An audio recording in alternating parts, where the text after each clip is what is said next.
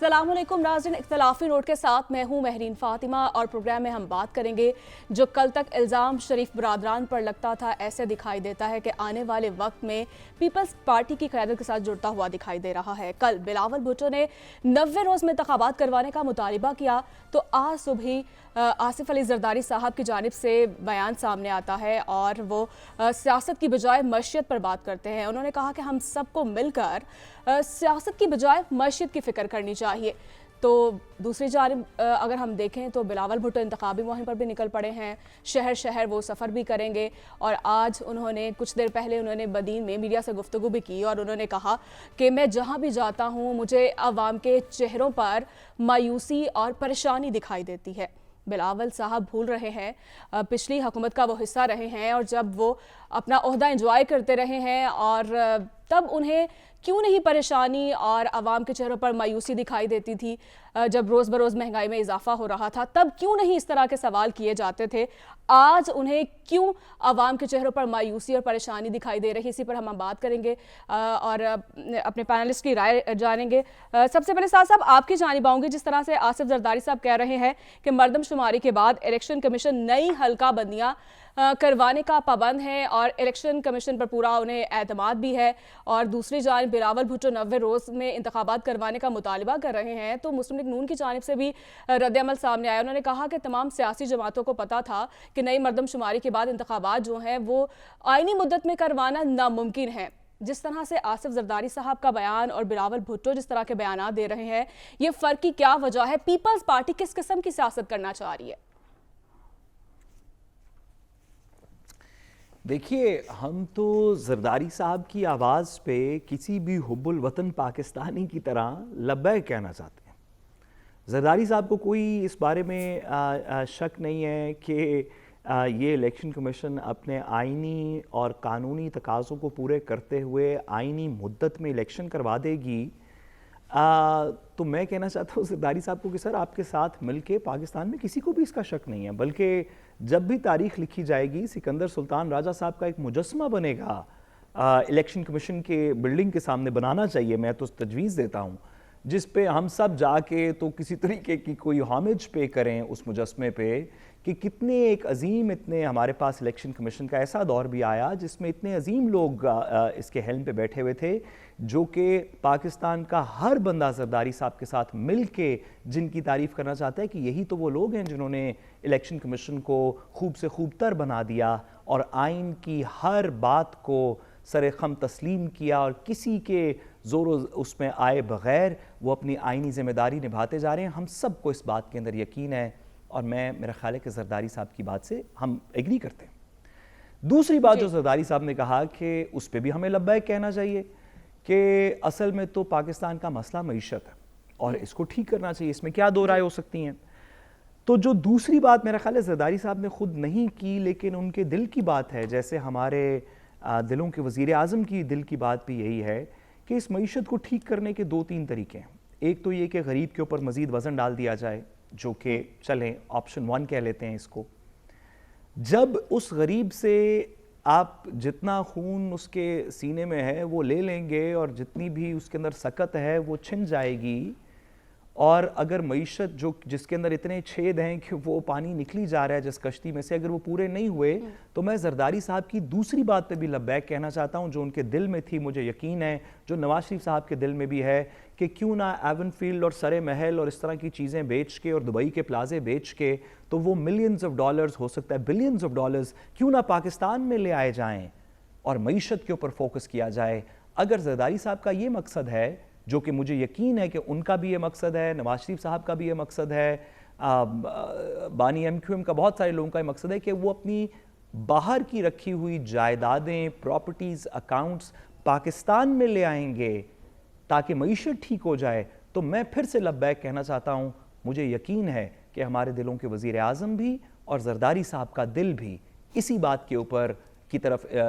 इशारा कर रहे हैं, और जितने लोग भी इसमें रोड़े अटकाना चाहते हैं उनको हुब्बुल वतनी के उस तकाजे के ऊपर पूरा आना चाहिए जिस पे हम बाकी सारे कोशिश कर रहे हैं चलने की। जी बिल्कुल ठीक है। आदिल साहब आपकी जानिब आऊंगी, पीपल्स पार्टी की बदलती सियासत की क्या वजूहात क्या है? دیکھیں ہم نے تو اس وقت بھی کہا تھا کہ یہ جو نئی مردم شماری کا جو شوشہ انہوں نے چھوڑا ہے، اس کے بعد یہ اپنے ہاتھ کاٹ کے، میرے الفاظ تھے کہ یہ اپنے ہاتھ کاٹ کے دے رہے ہیں، چیزیں ان کے ہاتھ سے نکل جائیں گی۔ ابھی پیپلز پارٹی کی جو پریشانی ہے، جس کو بڑا اس وقت عوام کا درد بھی جاگ رہا ہے اور جمہوریت بھی یاد آ رہی ہے، اور یہ سیاسی جماعتیں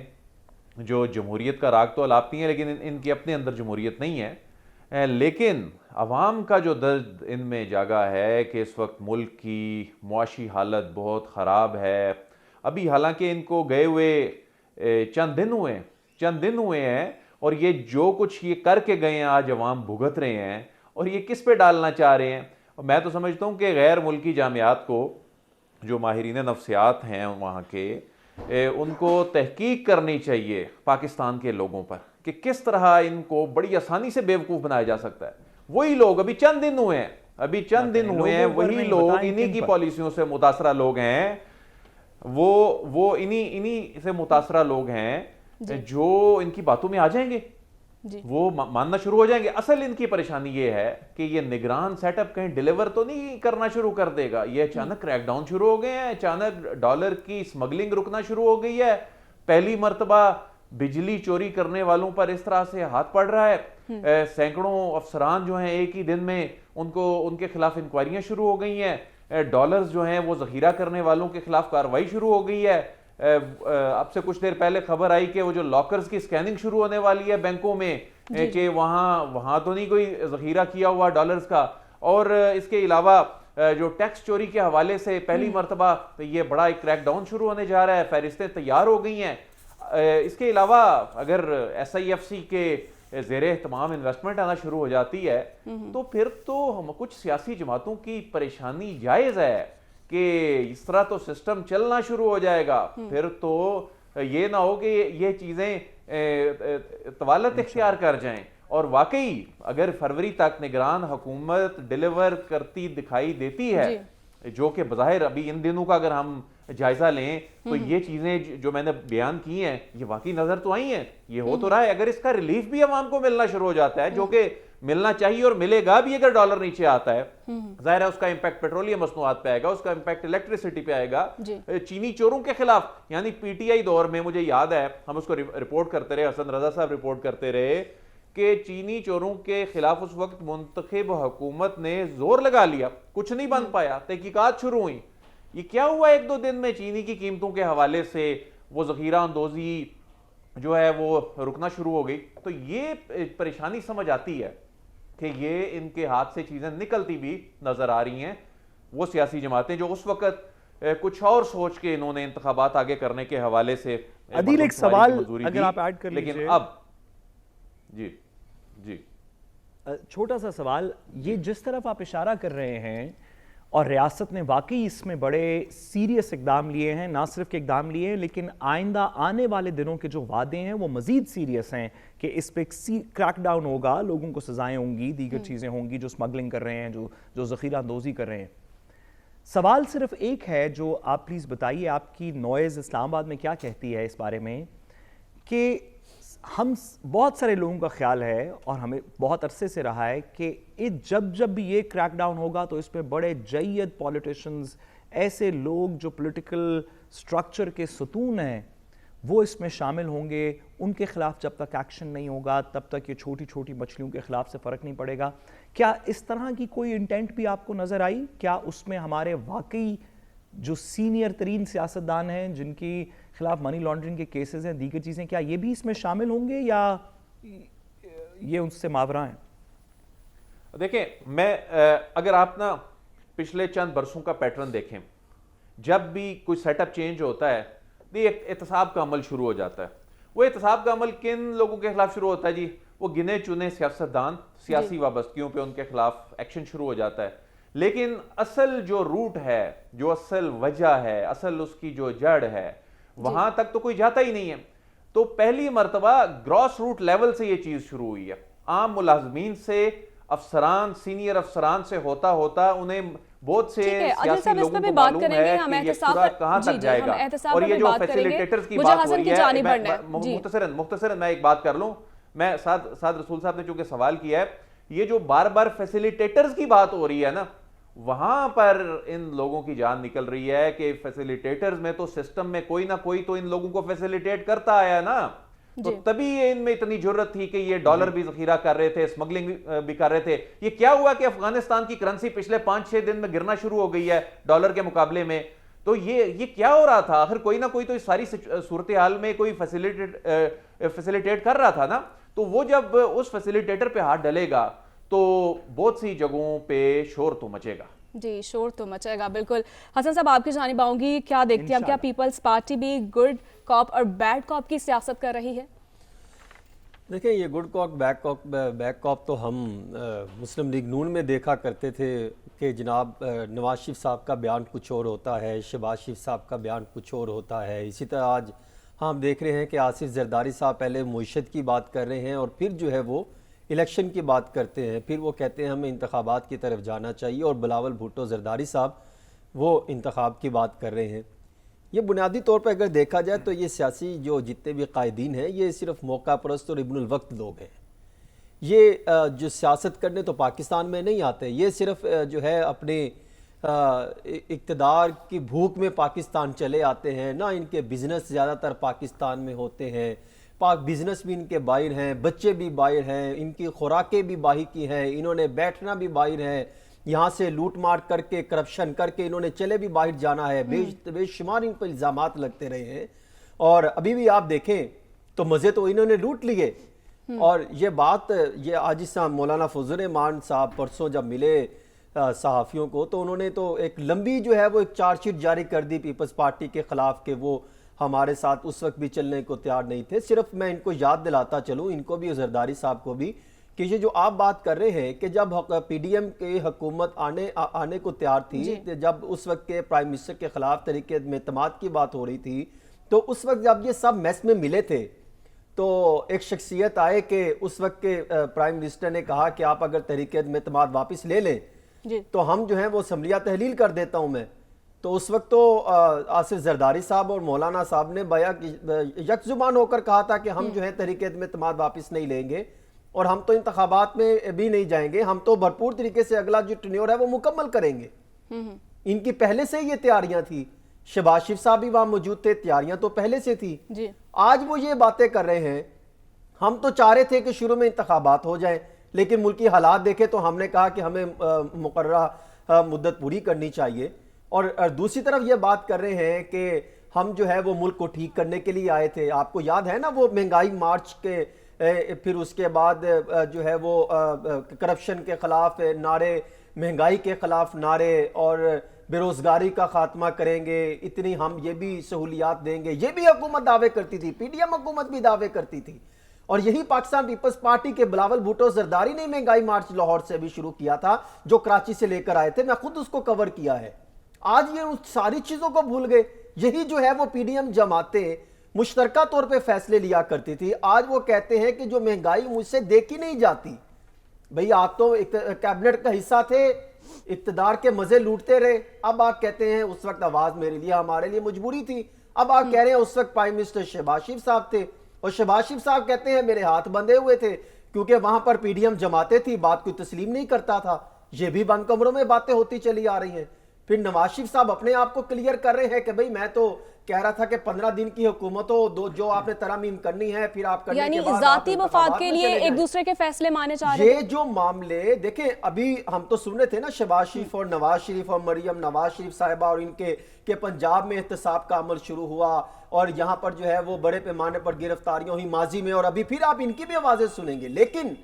ابھی جو معاملہ چل نکلا ہے وہ پاکستان پیپلز پارٹی والے یہ سمجھ رہے ہیں کہ جو سندھ میں جو کرپشن کی داستانیں ہم نے سنی تھی, تعلیم کو بیچا, صحت کو انہوں نے پکڑ کے بیچ دیا, بلڈنگ کے مافیاز وہاں پر بیٹھے ہیں, لینڈ مافیاز وہاں پر موجود ہیں. جب یہ چیزیں نکلیں, آپ کو یاد ہے کہ 10 ارب روپے کی گندم جو ہے وہ غائب ہوگی, چوری ہوگی سندھ کے اندر. یہ کوئی ڈھکی چھپی بات تو نہیں ہے, یہ انہی کے دور اقتدار کی بات ہے. 15 سال ان کا ایک ٹینیور رہا سندھ میں, جہاں پر کرپشن کی جو کہا جاتا ہے کہ نہریں بہتی تھی, جتنا پیسہ انہوں نے لوٹ مار کی, ان پر الزامات لگے. آج وہاں پر جب احتساب کا عمل شروع ہوا, اور ان کو یہ شک ہے کہ شاید جب احتساب کا عمل شروع ہوگا تو ان کے تمام فرنٹ مین کے خلاف جو ہے وہ محاذ کھلیں گے، وہ تمام کے تمام ان کی طرف جائیں گے۔ ایک تو یہاں سے لاہور میں جن کو بیٹھنا چاہیے تھا، مہنگائی کی چکی میں ڈال کر چلے گئے غریبوں کو، وہ تو کوئی جو ہے ایون فریڈ اپارٹمنٹ میں انجوائے کر رہا ہے، کوئی اپنے جو ہے وہ ڈاکٹرز کا چیک اپ کے لیے کسی اور جگہ جاتے دکھائی دے رہے ہیں۔ جو سندھ میں ہونے چاہیے تھے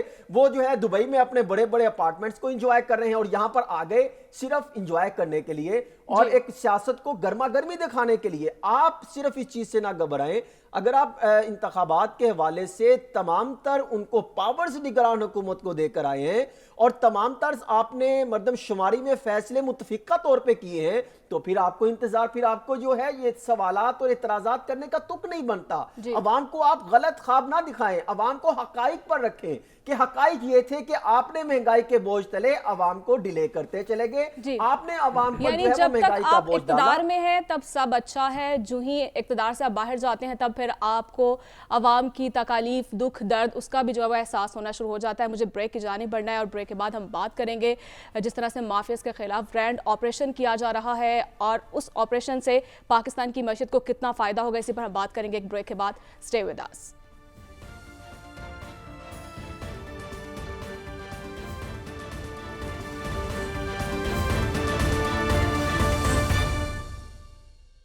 ویلکم بیک ناظرین، اور اب بات کریں گے ملک بھر میں بجلی چوروں، شوگر مافیا، سمگلنگ، کرنسی کے غیر قانونی ایکسچینج اور ٹیکس چوروں کے خلاف گرینڈ آپریشن کا آغاز ہو چکا ہے۔ تو وہیں سیکرٹری توانائی کی جانب سے بھی کہا گیا ہے کہ بجلی چوری کے خلاف کریک ڈاؤن کا آغاز کر رہے ہیں اور شوگر مافیا کے خلاف کریک ڈاؤن میں کوئٹہ میں بڑی کارروائی کرتے ہوئے 3 گوداموں سے 300 ٹن چینی برآمد اور 3 ذخیرہ اندوز گرفتار کر لیے گئے ہیں۔ تو وہیں ایف بی آر نے بھی ٹیکس چوروں کے خلاف ملک گیر آپریشن کرنے کا اعلان کیا ہے۔ ساتھ صاحب آپ کی جانب آؤں گی، آپ کیا دیکھتے ہیں یہ آپریشن جو کیا جا رہا ہے کتنا کامیاب ہوگا اور اس سے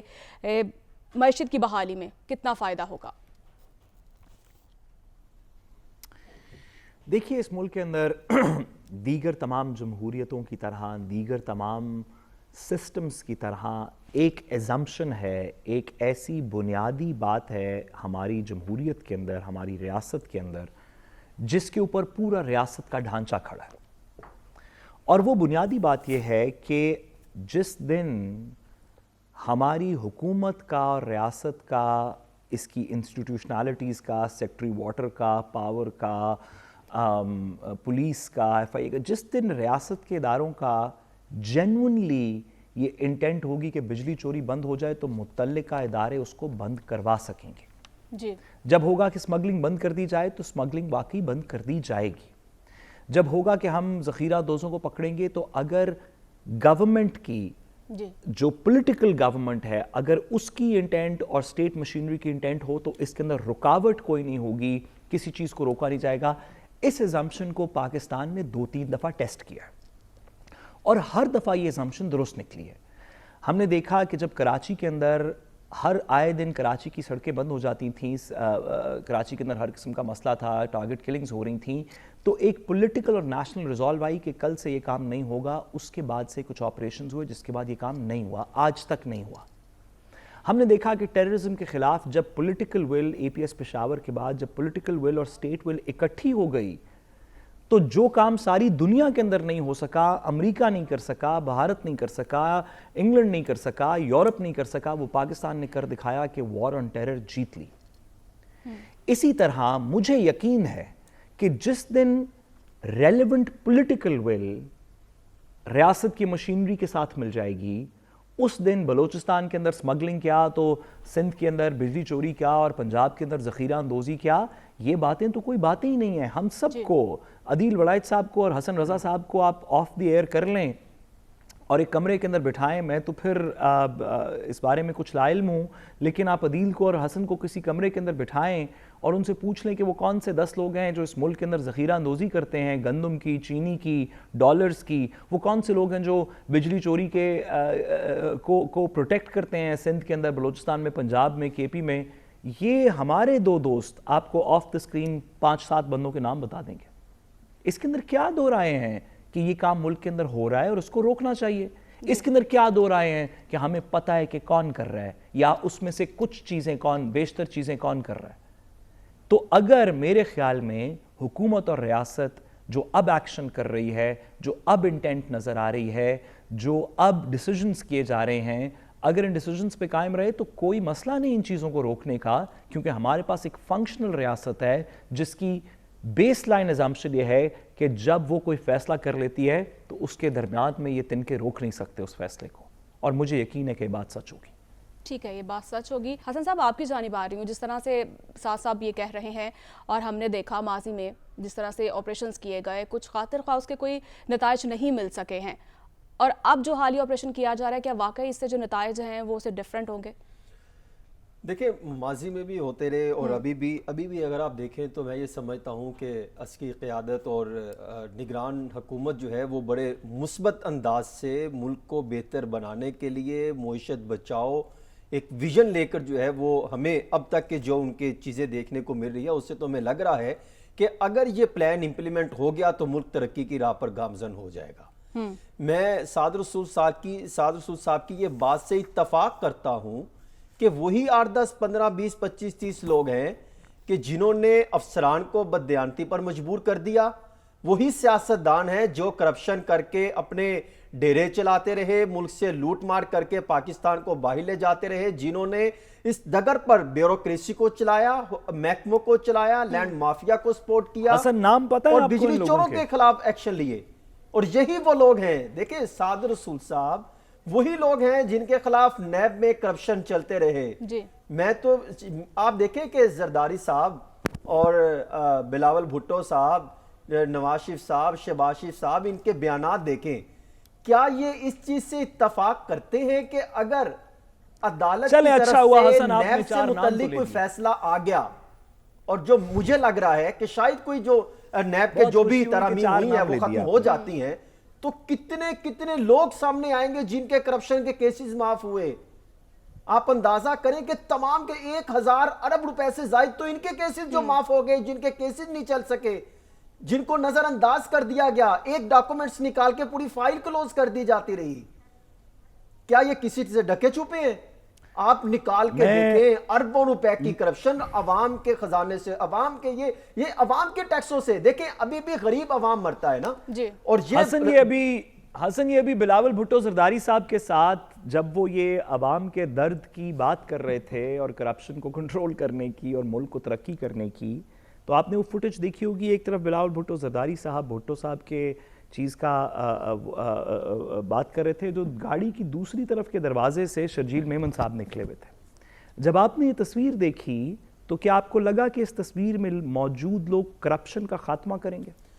دیکھیں ان کی تو بات ہو نہیں رہی نا, اس لیے تو یہ کہہ رہے ہیں کہ آپ سیاستدانوں کو آنے دیجئے.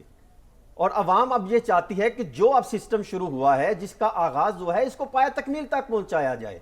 آپ دیکھیں ذخیرہ اندوزوں کی سرپرستی کون کرتا تھا؟ سیاستدان. کیبنٹ میں فیصلے یہی دیتے تھے. سمگلنگ کن کی ڈائریکشن پر ہوتی تھی؟ سیاستدان حکمرانوں کی ڈائریکشن پر. کیبنٹ کے فیصلے اٹھا کے دیکھ لیں, کچھ بھی نہ کریں, صرف فیڈرل کیبنٹ کے گزشتہ 15-20 سالوں کے فیصلے ڈیسیژن لیجئے اور ان کا جو ہے وہ اس کو دیکھنا شروع کر دیں. یہ اتنا بڑا کرپشن کا اور پنڈورا باکس کھلے گا, حق کی دلیل ہے, نام بتا حسن, کہ کس طریقے سے چینی سمگلنگ کے حوالے سے ڈائریکشن دی جاتی تھی, کس طریقے سے کرپشن کے کیسز پہ حوالے سے سپورٹ کی جاتی تھی, کس طریقے سے ترامیم کی جاتی تھی. یہ میں نہیں کہہ رہا, یہ ڈاکومنٹس آپ کو بتائیں گے, بولیں گے ڈاکومنٹس.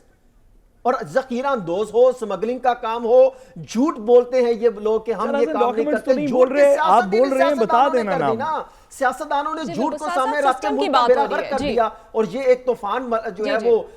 جو ہے وہ برپا کر کے رکھ دیا کہ جناب ہم تو بڑے پاک صاف اور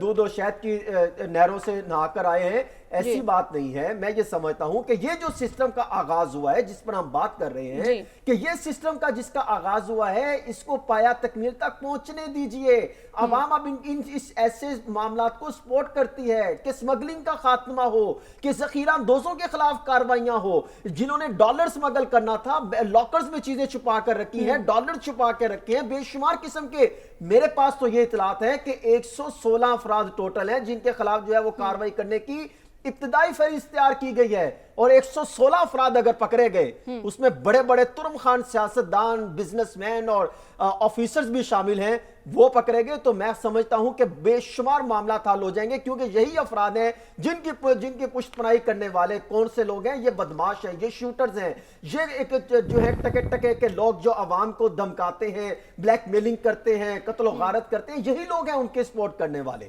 اور یہ اچھا کام ہے اگر یہ 116 افراد جو اب تک میرے پاس اطلاعات سامنے آ رہی ہیں اگر یہ 116 افراد جو ذخیرہ دوزی بھی کراتے ہیں جو بارڈر لائنز کی خلاف ورزی بھی کرتے ہیں اسمگلنگ بھی کرتے ہیں اور ملک میں جو ہے وہ لوٹ مار کے دھندے بھی کرتے ہیں اگر ان کے خلاف کارروائی ہو جائے تو ملک مثبت انداز سے تو چل پڑے گا یقیناً نگران حکومت پر ایک بھاری ذمہ داری بھی ہے اور بے پایا تکمیل تک یہ پہنچتی ہے یا نہیں ہے یہ تو یقیناً وقت ہی بتائے گا اور یقیناً ہم نے دیکھا جو پہلے بھی حکومتیں آتی ہیں اصلاحات کی بہت سی باتیں کرتی ہیں نگران حکومت کو اضافی اختیارات دیے گئے ہیں کیا نگران حکومت اصلاحات کر پائے گی یا نہیں اسی پر ہم بات کریں گے ایک بریک کے بعد اسٹے ود اس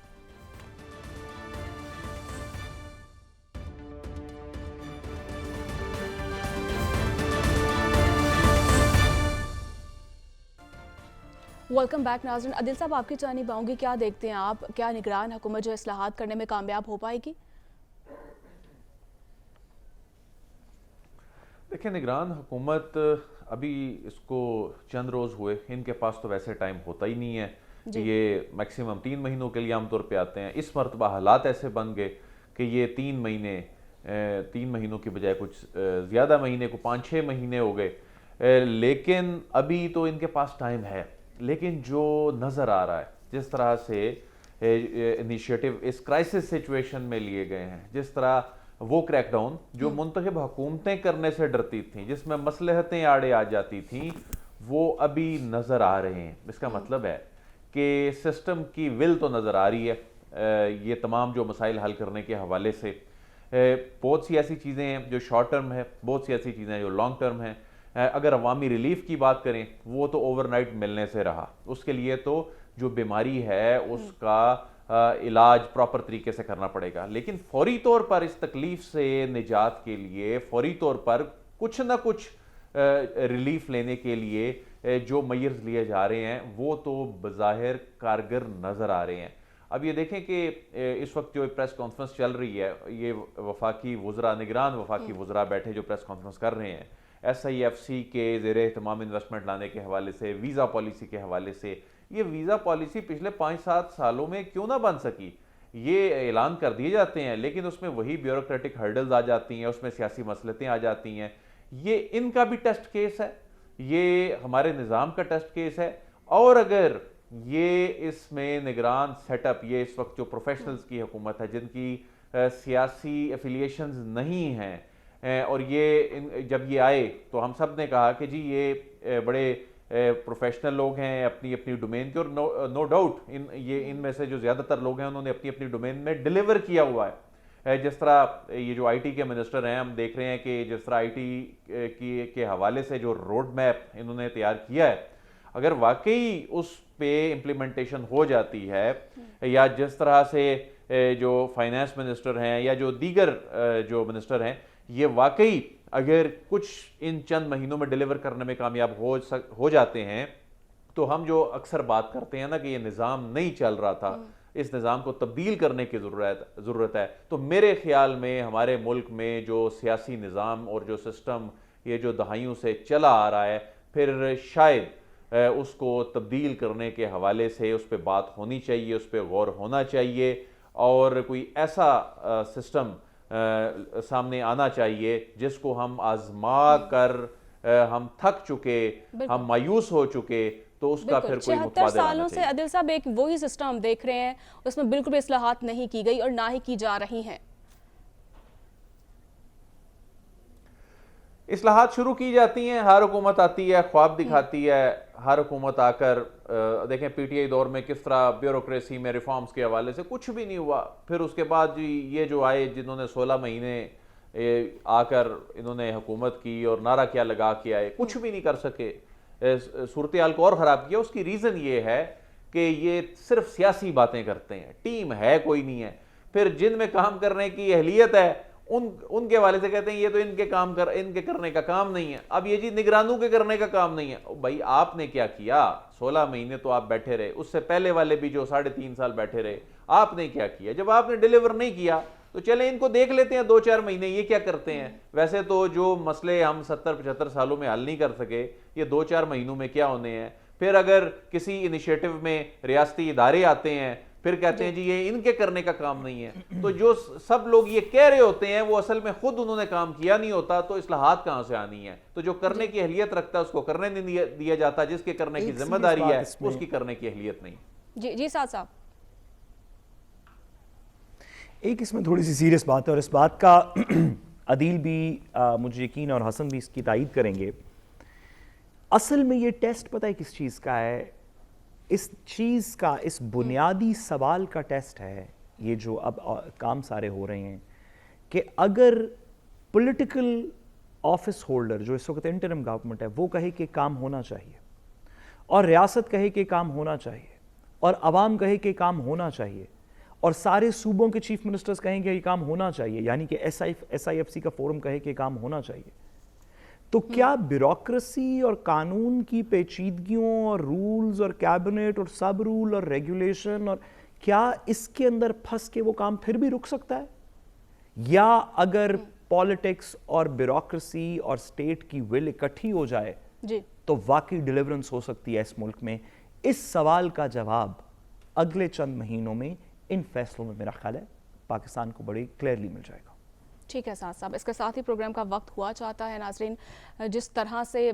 عوام پریشان ہے اور مہنگائی کی وجہ سے دوچار ہو چکی ہے عوام, اور نگران حکومت پر اب بھاری ذمہ داری بھی ہے اس آپریشن کو کتنا وہ کامیاب کروا سکتی ہے, اور اس آپریشن سے کیا عوام کو ریلیف ملے گا, ایک اہم سوال. اس کے ساتھ مجھے اجازت دیجیے. اللہ نگہبان.